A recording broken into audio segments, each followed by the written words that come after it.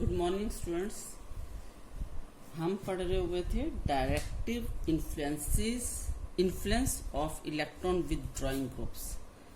कल हमने पढ़ा directive influence of OH group of methyl group means electron releasing group if already benzene is mono substituted, one group is already present, then the new coming group, these groups which are already present, these groups direct the incoming group to ortho or para position or to meta position. Those groups which are already attached and are electron releasing, we have studied that these groups direct the new incoming group to ortho and para position. Today we will study what will be the effect of the groups like aldehyde, like nitro group, which are electron withdrawing groups. What is their effect on the activity of the benzene ring, and what is their effect on the position occupied by the incoming group. अब हम पढ़ते हैं कि यदि already कोई group for example aldehyde present है benzene ring पे, तो इसका क्या इफेक्ट होगा।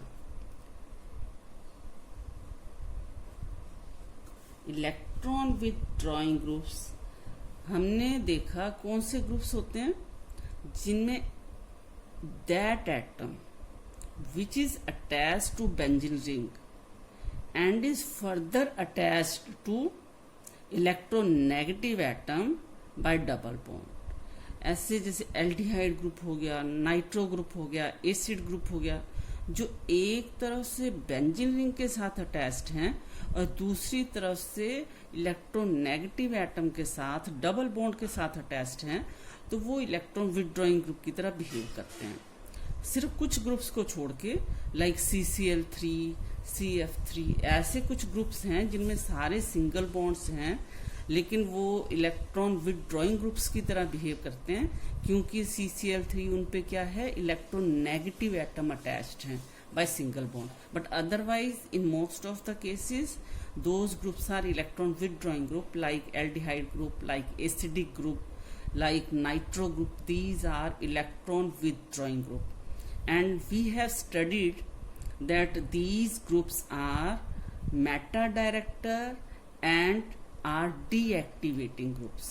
Deactivating groups means if nitration of benzene is done at temperature of about 60-50 degree centigrade, तो इनके केस में हमें यदि नाइट्रेशन करनी है या कोई भी इलेक्ट्रोफिलिक सब्स्टिट्यूशन करनी है तो हमें टेम्परेचर थोड़ा और ज़्यादा करना पड़ेगा, थोड़ी सी कंडीशंस और स्ट्रॉन्ग करनी पड़ती हैं क्योंकि presence of these groups on the benzene ring deactivates the positions, the all other positions of the benzene.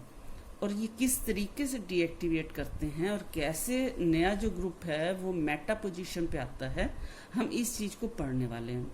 तो सबसे पहले हम ऐसा करते हैं, फॉर एग्जांपल हम कोई इलेक्ट्रोफिलिक सब्स्टिट्यूशन करते हैं और हम नाइट्रेशन का ही एग्जांपल ले लेते हैं। हम मान लेते हैं कोई इलेक्ट्रोफाइल अटैक करता है, इलेक्ट्रॉन लविंग स्पीसीज, कोई एल्डिहाइड बेंजल्डिहाइड मॉलिक्यूल हमने लिया है और कोई इलेक्ट्रोफाइल अटैक कर रहा हुआ है। हम 3 केसेस कंसीडर करते हैं कि यदि अटैक ऑर्थो पैरा पोजीशन पे होता है या फिर अटैक मेटा पोजीशन पे होता है, हम ये केसेस भी कंसीडर करेंगे। और सबसे पहले हम बेंजल्डिहाइड के रेजोनेटिंग स्ट्रक्चर्स बना लेते हैं। यदि हम रेजोनेटिंग स्ट्रक्चर्स बनाते हैं तो हमें क्या समझ में आ रहा है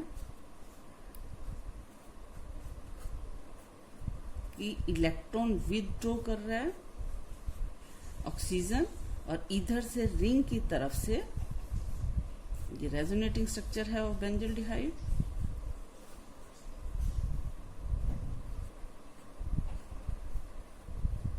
this is resonating structure of benzaldehyde.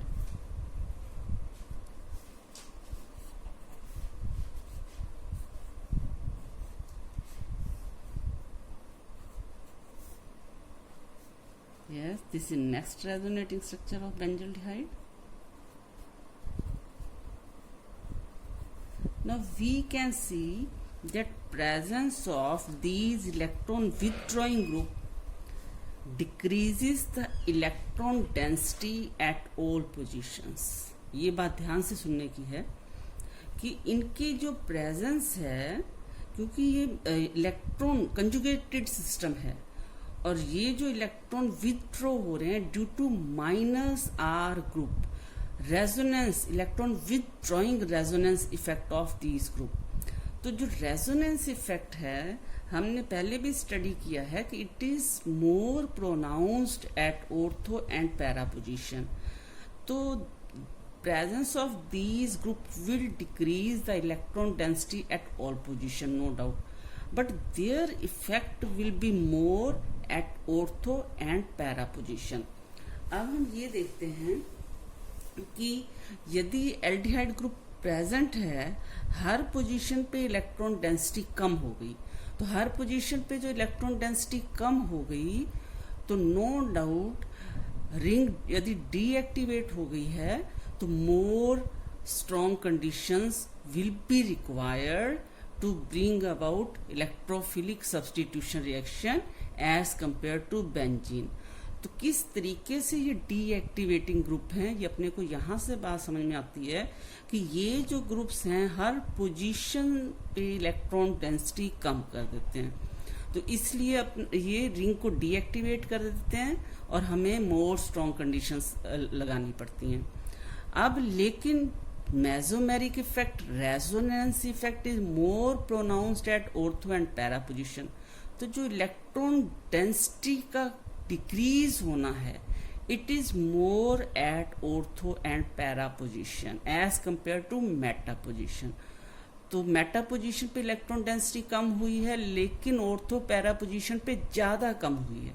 तो ऑर्थो पैरा पोजीशन के कंपैरिजन में मेटा पोजीशन पे इलेक्ट्रॉन डेंसिटी थोड़ा ज़्यादा है. तो इस कारण से क्या होगा, electrophile will prefer to attack at meta position. तो हम ऐसा करते हैं, मेटा पोजीशन पे अटैक के वक्त भी क्या जो इंटरमीडिएट है कार्बोकैटायन उसकी स्टेबिलिटी भी हम डिस्कस करते हैं एक बार को, कि जब मेटा पोजीशन पे अटैक होता है तब जो कार्बोकैटायन बनता है और यदि ऑर्थो और पैरा पोजीशन पे अटैक होता है तब जो कार्बोकैटायन बनता है, उनकी स्टेबिलिटी का भी क्या फ़र्क होता है. तो हमें ये पता है कि यदि इंटरमीडिएट ज़्यादा स्टेबल है तो वो उतना ही जल्दी बनेगा और हमारा रेट ऑफ रिएक्शन भी उतना ही फास्ट होगा. तो हम एक केस कंसिडर करते हैं कि suppose electrophile you take benzaldehyde molecule,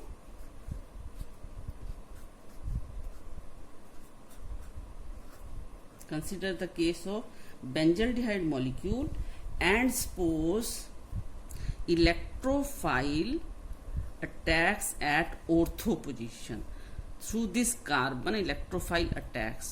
यदि ऐसा होगा तो हमारे पास जो कार्बोकैटायन बनेगा वो क्या बनेगा, कार्बोकैटायन जो हमारे पास बन रहा है वो ये बन रहा है यदि ऑर्थो अटैक हो रहा है तो.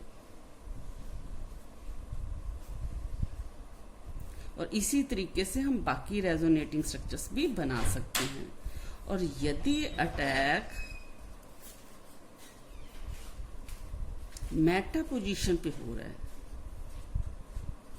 यदि अटैक मेटा पोजीशन पे हो रहा है इलेक्ट्रोफाइल का, इलेक्ट्रोफाइल मेटा पोजीशन पे अटैक करता है तो इस रिंग के थ्रू, इस बॉन्ड के थ्रू अटैक करेगा और यहाँ पे पॉजिटिव चार्ज विल डिवेलप.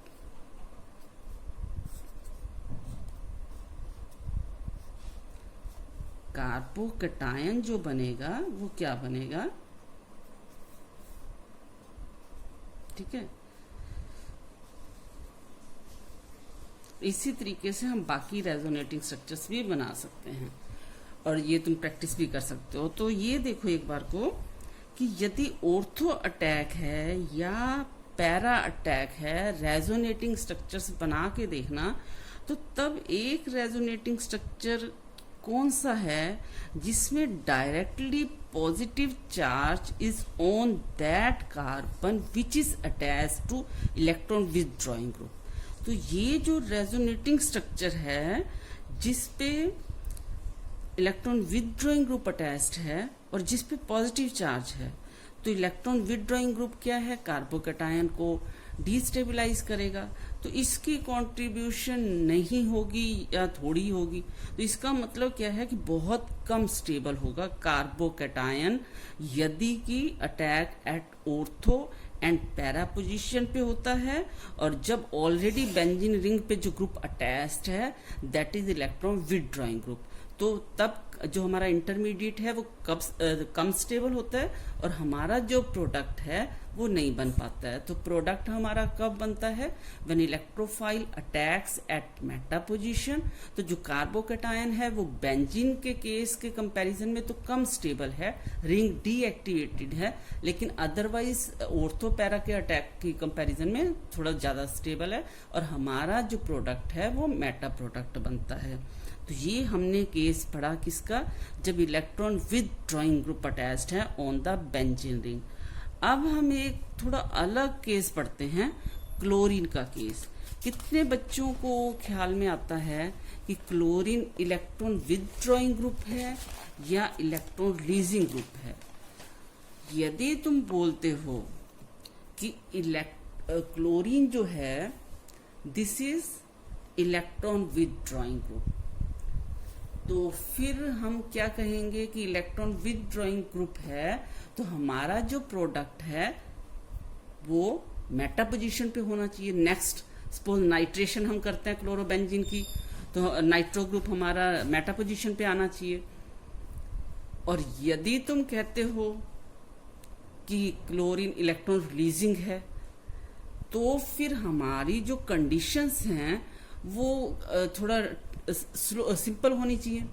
मतलब कि यदि बेंजीन की नाइट्रेशन 60 डिग्री पे हो रही है तो क्लोरोबेंजीन के केस में अपना 20-30 डिग्री पे नाइट्रेशन हो जानी चाहिए। ये थोड़ा ग्रुप हमें ध्यान से पढ़ना है। Actually chlorine is having -I effect, electron withdrawing inductive effect and electron releasing resonance effect. आप सारे क्लोरोबेंजीन के रेजोनेटिंग स्ट्रक्चर बना के देख सकते हो। कभी भी ऑर्गेनिक की रिएक्शंस पढ़नी है तो रेजोनेटिंग स्ट्रक्चर्स तो हमें बनाने आने ही चाहिए। तो हम क्लोरीन का रेजोनेटिंग स्ट्रक्चर बनाते हैं तो हम क्या देखते हैं कि chlorine has electron releasing resonance effect. अब हम देख रहे हैं इलेक्ट्रॉन रिलीजिंग रेजोनेंस इफेक्ट है, क्लोरीन जो है वो बेंजीन रिंग को इलेक्ट्रॉन दे रहा है। तो यदि ये दे रहा है तो it should be activating group and should be ortho para director. लेकिन एक्चुअली क्या है, इस केस में क्लोरीन का इलेक्ट्रॉन रिलीजिंग रेजोनेंस इफेक्ट है and electron withdrawing inductive effect है। और जो रेजोनेंस इफेक्ट है it is less than inductive effect. इस चीज को अपने को ध्यान से समझना है कि रेजोनेंस इफेक्ट इलेक्ट्रॉन रिलीजिंग है और जो इंडक्टिव इफेक्ट है वो इलेक्ट्रॉन विथड्रॉइंग है। पहले हम -I इफेक्ट को देखते हैं। -I effect means presence of chlorine decreases the electron density at all the positions। हम एग्जाम्पल ले लेते हैं, पहले हम इंडक्टिव इफेक्ट को कंसीडर करके चलते हैं, बाद में हम रेजोनेंस इफेक्ट को कंसीडर करेंगे। तो क्लोरीन की presence due to inductive effect decreases electron density at all the position. हर पोजीशन पे इलेक्ट्रॉन डेंसिटी कम हो जाती है। लेकिन अब क्या है, जो रेजोनेंस इफेक्ट है it increases slightly the electron density at ortho and para position. हमें ये देखना है कि इलेक्ट्रॉन डेंसिटी क्लोरोबेंजीन के केस में बेंजीन के कंपैरिजन में हर पोजीशन पे इलेक्ट्रॉन डेंसिटी कम है। means chlorine is deactivating group. It deactivates the benzene ring towards electrophilic substitution reaction. Clear है, हर पोजीशन deactivated है. Due to minus I effect, each electron density is decreased by this group at all the position. हर position पे electron density कम हो गई, लेकिन due to resonance effect ortho और para position पे थोड़ी सी इलेक्ट्रॉन डेंसिटी बढ़ जाती है, जिस कारण से क्या होता है, जो इलेक्ट्रोफाइल है it prefers to attack at ortho and para position. और ये बात सोचने की है कि ये इन जनरल है कि all electron withdrawing groups are meta director and deactivating group. In general, all electron releasing groups are activating group and ortho para director. लेकिन क्लोरीन के केस में हमें बात समझनी है कि it is deactivating group because its electron withdrawing group inductive effect is greater than resonance effect. ये deactivating group है लेकिन मेटा डायरेक्टर नहीं है, it is ortho para director. ये अपने को समझना है, डीएक्टिवेटिंग ग्रुप है लेकिन ऑर्थो पैरा डायरेक्टर है. हम एक बार को थोड़ा सा फिनोल्स और एमीन्स को एक बार थोड़ा और रिवाइज कर लेते हैं.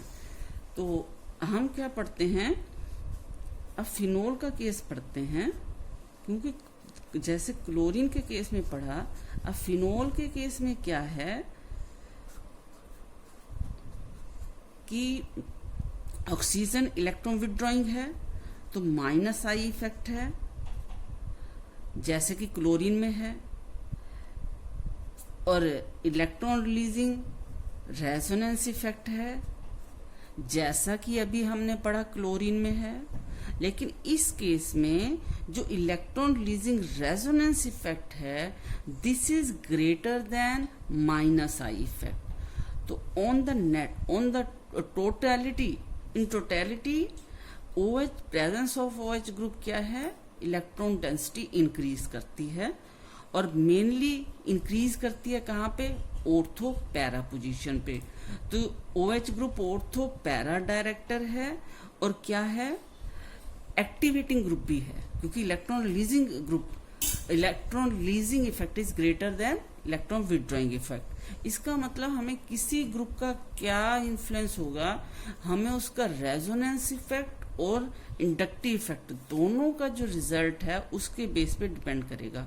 और OH ग्रुप कितना ज्यादा एक्टिवेटिंग है कि हम यदि कंसंट्रेटेड नाइट्रिक एसिड के साथ हम फिनोल की रिएक्शन करवाते हैं कंसंट्रेटेड नाइट्रिक एसिड के साथ, तो we get substitution at both the ortho position and para position.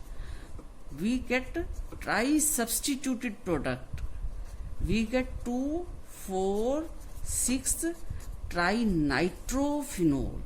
तो हमें देखो कई बार ऐसे प्रॉब्लम भी आ जाती है कि हमें तो मोनो सब्स्टिट्यूटेड प्रोडक्ट चाहिए लेकिन OH ग्रुप इतना ज़्यादा एक्टिवेटिंग है कि हम यदि इसकी नाइट्रेशन करना चाहते हैं तो हमें ट्राई नाइट्रोफिनोल मिलता है.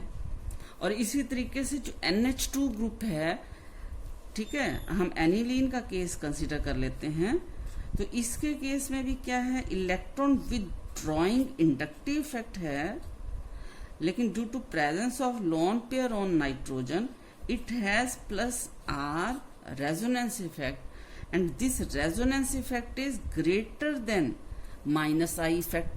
तो on the whole presence of amine group on the benzene ring activates the ring and new groups are entered at ortho and para position. substitution किस पे होती है, ortho and para position पे होती है. और NH2 group even OH group से भी ज्यादा एक्टिवेटिंग ग्रुप है क्योंकि नाइट्रोजन की इलेक्ट्रॉन नेगेटिविटी कम है एज कंपेयर टू ऑक्सीजन. तो नाइट्रोजन इलेक्ट्रॉन पेयर को रिलीज थोड़ा स्ट्रांगली करता है. तो NH2 ग्रुप OH ग्रुप के कंपैरिजन में स्ट्रॉन्ग एक्टिवेटिंग ग्रुप है. OH ग्रुप इतना ज़्यादा एक्टिवेटिंग ग्रुप है कि ब्रोमिनेशन नाइट्रेशन सब बहुत फास्ट होता है। और क्लोरीन एक ग्रुप ऐसा है जिसमें रेजोनेंस इफेक्ट, क्लोरीन एक ग्रुप नहीं, ऐसे कई ग्रुप्स हैं। तो हमें हर ग्रुप का हमें इलेक्ट्रॉन रिलीजिंग इंडक्टिव इफेक्ट है या इलेक्ट्रॉन विदड्रॉइंग इंडक्टिव इफेक्ट है या रिलीजिंग इंडक्टिव इफेक्ट है, रेजोनेंस इफेक्ट इलेक्ट्रॉन रिलीजिंग है या इलेक्ट्रॉन विदड्रॉइंग है, ऑन द होल क्या इफेक्ट है, ये हमें ग्रुप्स का यदि याद है तो हम सारी बेंजीन की इलेक्ट्रोफिलिक सब्स्टिट्यूशन स्टडी कर सकते हैं। Thank you.